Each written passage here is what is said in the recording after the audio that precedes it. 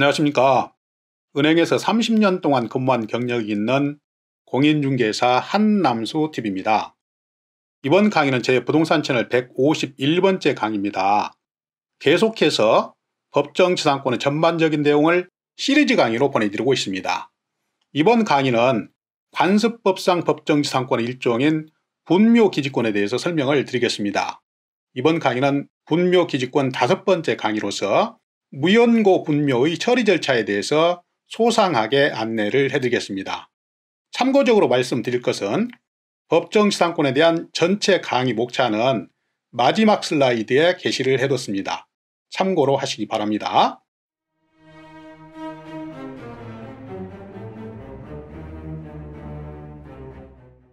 연고가 없는 분묘의 처리 절차에 대해서 다음과 같은 목차로 정리를 해드리겠습니다. 첫 번째는 무연고 분묘의 의, 두 번째는 무연고 분묘의 개장 방법에 대해서 명시를 하고 있는 장사법 제27조의 내용을 보시겠습니다. 세 번째는 무연고 분묘의 처리 절차를 요약도를 통해서 살펴보도록 하겠습니다. 네 번째는 이 요약도에서 나와 있는 처리 절차를 처리 단계별로 핵심적인 내용을 정리를 해드리겠습니다. 무연고 분묘의 처리 절차, 이제 그 본론 설명을 드리겠습니다.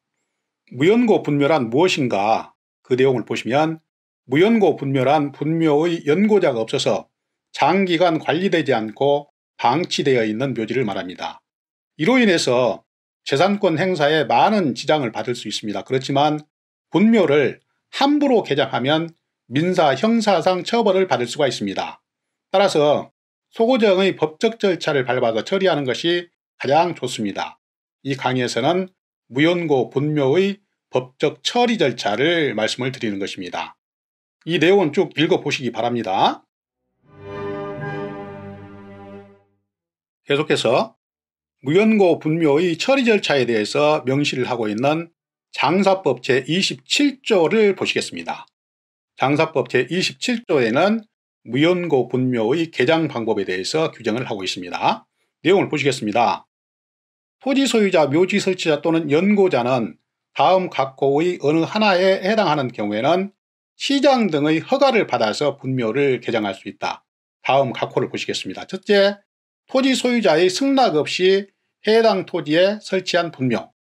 또 두 번째는 묘지 설치자 또는 연고자의 승낙 없이 기존에 설치되어 있는 분묘에 공간이 있다고 해서 그 공간에 다른 사람이 또 분묘를 설치했을 때, 이럴 때는 시장 등의 허가를 받아가지고 그 분묘를 개장할 수 있다는 얘기입니다. 다음 두 번째 보시면 제1항에 따라서 개장을 하려면 미리 3개월 이상의 기간을 정해서 그 뜻을 분묘의 설치자 또는 연고자에게 알려야 합니다. 그런데 연고자를 알 수 없으면 그 뜻을 공고를 해야 되고, 공고기간 종료 후에도 연고자를 알 수 없는 경우에는 그 유고를 화장해서 일정 기간 봉안했다가 처리를 하고 그 사실을 관할 시장에게 신고를 해야 됩니다. 이 내용을 본 강의에서 설명을 드린다는 얘기죠. 다음 두 번째입니다. 무연고 분묘의 전체적인 처리 절차를 요약도를 통해서 일단 살펴보겠습니다. 내용을 쭉 보시겠습니다. 일단 분묘 조사를 해야 되겠죠. 분묘가 실제로 있는지 없는지, 위치는 어딘지, 또 분묘의 개수가 몇 개인지, 이렇게 분묘 조사를 일단 하게 됩니다. 그 다음에 두 번째는 공고를 하게 됩니다. 공고는 신문 공고나 아니면 현수막이나 묘지 근처에 안내 편말을 붙여가지고 연고자가 있으면 연락을 달라, 일정 기간 동안 연락이 없으면 소정의 법적 절차를 통해서 묘지를 개장하겠다는 내용으로 신문 공고나 현수막을 또 붙이고 안내 편말을 묘지 앞에 설치를 해야 됩니다. 다음 세 번째는 허가 신청을 하게 되겠죠. 신문 공고 후 3개월이 경과해도 연고자가 없을 때는 해당 관청에 이 분묘는 연고자가 없기 때문에 개장을 해야 되겠다, 이렇게 개장 허가 신청을 하게 됩니다.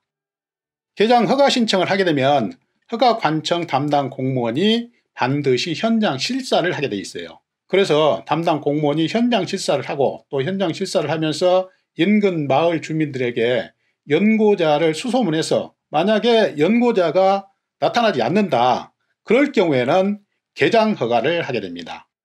개장 허가는 개장 허가 신청 후 3일 이내에 허가를 하게 되어 있습니다. 다음에 개장 허가를 받으면 개장을 하겠죠. 개장 신청자가 개장을 하게 됩니다.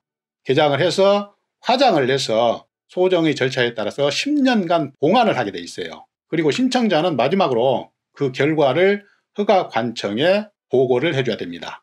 이렇게 무연고 분묘의 처리 절차에 대해서 요약도를 가지고 간략하게 설명을 드렸습니다. 다음 슬라이드부터는 각 처리 단계별로 핵심적인 내용만 요약해서 설명을 드리겠습니다. 지금부터는 각 처리 단계별로 핵심적인 내용만 정리를 해드리겠습니다. 첫 번째, 분묘 조사를 하게 된다는 얘기죠. 분묘 조사란 현장을 답사해서 분묘가 있는지 없는지, 분묘의 위치, 그리고 개수 등을 파악해서 분묘 유치도를 작성하는 절차입니다. 다음은 두 번째로 연고자를 찾는 공고 단계입니다. 공고란 분묘의 연고자를 찾는 행위로 장사법에 따라서 신문이나 인터넷 공고뿐만 아니라 묘지 근처에 현수막을 설치하거나 푯말을 설치하는 것을 말합니다. 우리가 가끔 야산에 갈 때 야산 밑에 그 묘지가 있는데 그 묘지는 장기간 관리가 안 돼 가지고 거의 잔디도 없고 폐묘 직전에 묘지를 가끔 볼 수가 있는데, 그 묘지 앞에 푯말이 있다든가 아니면 옆에 조그마한 프랑카드가 붙어 있는 것을 볼 수가 있을 것입니다. 이것이 바로 개장을 하기 위해서 연고자에게 미리 알리는 단계입니다. 이 묘지는 개장을 하겠다, 그렇기 때문에 연고자가 있으면 미리 연락을 달라, 일정 기간 동안 연락이 없으면 소정 절차에 따라서 이 묘지를 개장하겠다, 그것을 알리는 단계입니다. 여기서 신문에 공고하는 방법을 살펴보도록 하겠습니다. 공고는 다음과 같은 방법으로 1개월 간격으로 2회 이상 공고를 해야 됩니다. 중앙일간지 하나를 포함한 2 이상의 일간신문에 1개월 간격으로 2번 이상 공고를 해야 되고, 그런 방법이 하나 있고, 또 한 가지는 지자체의 홈페이지와 하나 이상의 일간신문에 1개월 간격으로 2번 이상 공고를 해야 됩니다. 그래서 연고자가 나타나면 그 연고자하고 협의를 해야 될 것이고, 만약에 연고자가 나타나지 않으면 관할관청에 허가 신청을 해가지고 허가를 받아서 그 분묘를 개장하겠다, 이런 절차가 공고 단계입니다. 다음 세 번째, 허가 신청 단계입니다. 내용을 보시겠습니다. 3개월 이상의 공고기간 동안 연고자가 나타나지 않으면 관할관청에 개장 허가 신청을 하게 됩니다. 이때 구비서류를 살펴보면 개장 허가 신청서, 분묘 사진, 연고자를 알지 못하는 사유, 토지가 허가 신청인의 소유임을 증명할 수 있는 서류, 그러니까 부동산 등기부등본, 이런 서류가 되겠죠. 또 다음은 연고자가 권리 없음을 증명할 수 있는 서류, 또 마지막으로 신문 공고문, 이런 것을 첨부해 가지고 개장 허가 신청을 하게 됩니다. 다음 네 번째, 현장 실사 단계입니다. 개장 허가 신청을 받은 지자체에서는 담당 공무원이 반드시 현장을 방문해서 분묘를 육안으로 직접 확인을 하고, 필요한 경우에는 마을 이장 등에게 연고가 정말로 없는지 이것을 다시 한번 확인을 하는 그런 단계입니다. 다음은 다섯 번째입니다. 개장 허가 단계입니다. 개장 허가는 보통 개장 허가 신청일로부터 3일 이내에 이루어집니다. 공고 기간 내에 연고자가 나타나지 않고 서류 심사와 현장 실사를 통해서 무연고 분묘로 인정이 되면 담당 공무원은 개장 허가를 해주게 됩니다. 이때 서류가 미흡하면 개장 불허가를 하든지 아니면 재공고를 해서 다시 허가 신청을 해라, 이런 처분이 떨어질 수도 있습니다. 다음은 여섯 번째입니다. 개장 단계입니다. 분묘를 연다는 얘기죠. 개장 허가가 나면 개장 허가 조건을 준수해서 언제든지 분묘를 개장할 수가 있습니다. 또한 개장한 유골은 화장을 한 후에 10년 동안 봉안당에 봉안을 해야 됩니다. 그 후 봉안기간이 종료되면 화장을 뿌릴 수 있는 그 시설에 뿌리거나 아니면 자연장을 해야 됩니다. 이제 마지막 7번째 단계입니다. 결과보고 단계입니다. 지금까지 절차를 거쳐서 그 묘지를 개장을 하고 화장을 하고 봉안이 완료되면 개장 작업 사진, 그러니까 당초의 묘지 상태, 또 개장하고 있는 그 작업 사진, 그리고 또 개장을 하고 나서 그 묘지 부분을 평탄하게 잘 정리를 했다, 이런 사진과 봉안 증명서 등을 첨부를 해서 개장 결과를 지자체에 제출함으로써 모든 절차가 마무리가 되는 것입니다. 시청자 여러분, 지금까지 분묘기지권 5번째로서 무연고 분묘의 처리 절차에 대해서 7가지 단계를 핵심적인 내용만 정리를 해서 설명을 드렸습니다. 좀 도움이 되셨는지요? 이해가 되셨는지 모르겠습니다. 저는 다음 분묘기지권 6번째 강의에서는 분묘가 있는 토지를 경매 입찰하든지 아니면 매매 계약을 할 때 주의사항에 대해서 상세하게 설명을 드리겠습니다.